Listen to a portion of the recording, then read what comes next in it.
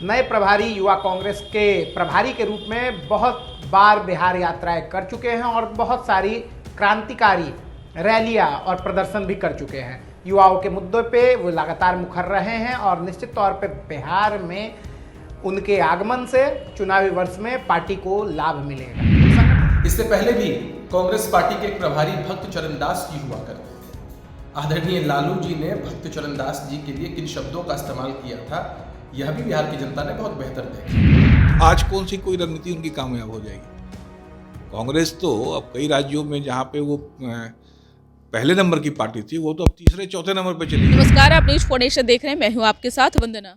दिल्ली चुनाव हार के बाद बिहार कांग्रेस में प्रभारी को चेंज किया गया है। हालांकि ये कितना धारदार बनेंगे बिहार कांग्रेस के लिए, अब ऐसे में एनडीए के लिए कितना मुसीबत खड़ा कर सकते हैं, इन तमाम मसलों पर जो है हमने कांग्रेस, बीजेपी और जदयू के प्रवक्ताओं से बात किया है। तो क्या कुछ उन्होंने कहा है, छोड़ जाते हैं। बिहार कांग्रेस को चुनावी वर्ष में नए प्रभारी मिले हैं।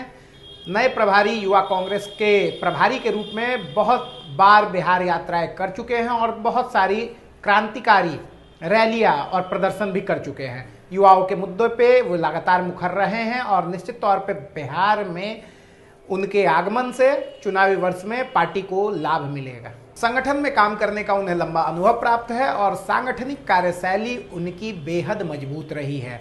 इसी को देखते हुए बिहार में उन्हें नियुक्त किया गया है। चुनावी वर्ष है, चुनावी वर्ष में सांगठनिक क्षमता को विकसित करने में वो और मदद करेंगे। बिहार में कांग्रेस पार्टी की स्थिति राजनीतिक रूप से बड़ी बदतर रही है। कई बार इन लोगों ने कोशिश की। एक बार संजीवनी मिली आदरणीय नीतीश कुमार जी के नेतृत्व में। उसके बाद से भी कांग्रेस पार्टी कोशिश तो जरूर करती है, लेकिन इनकी पहचान आरजेडी की पिछलग्गू पार्टी के रूप में ही बिहार में स्थापित है। हालांकि इस बार कांग्रेस सांसद तारिक अनवर साहब हो या कुछ विधायक हो, आंखें दिखा रहे हैं राजद को, बताने की कोशिश कर रहे हैं कि जो हाल कांग्रेस पार्टी ने आम आदमी पार्टी का दिल्ली के विधानसभा के चुनाव में किया, अगर कांग्रेस पार्टी को सम्मान नहीं मिलता है तो बिहार में भी वही हश्र करेंगे। अब कांग्रेस पार्टी ने बिहार प्रभारी बदला है, इससे कोई फर्क नहीं पड़ने वाला है।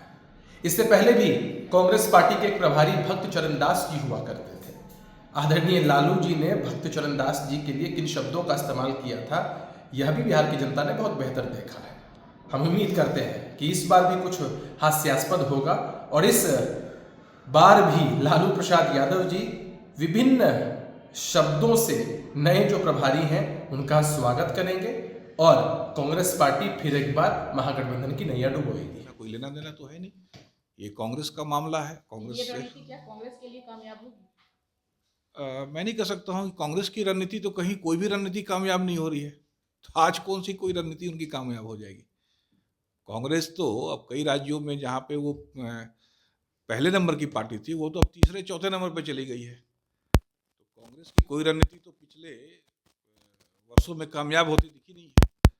अब क्या कामयाब होगी, मुझे कोई इसमें संदेह ही नहीं है कि कांग्रेस कुछ भी करे, उसकी कोई दाल नहीं गलने वाली। ये बात तो हम लोग 30 वर्षों से कह रहे हैं कि बिहार में जंगल राज है, जंगल राज के युवराज हैं, जंगल राज के महाराज हैं।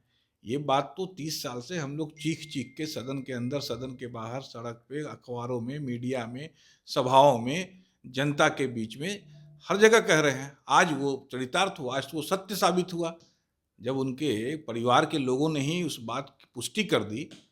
तो अब हम तो ये कहते ही आ रहे हैं, अब वो पुष्टि भी हो गई उनके द्वारा। लेकिन राजद का आरोप है कि बीजेपी हो या फिर एनडीए के कोई भी दल हो, ये हथियार उन्हीं के ऊपर भारी पड़ेगा।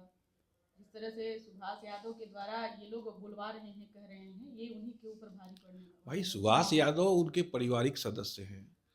सुभाष यादव उनके पार्टी के सदस्य रहे हैं। सुभाष यादव उनके पार्टी से राज्यसभा के मेंबर रहे हैं। सुभाष यादव एक समय में आरजेडी के मुख्य लोगों में थे। तो इसमें बीजेपी का उससे क्या लेना देना, एनडीए क्या उससे लेना देना।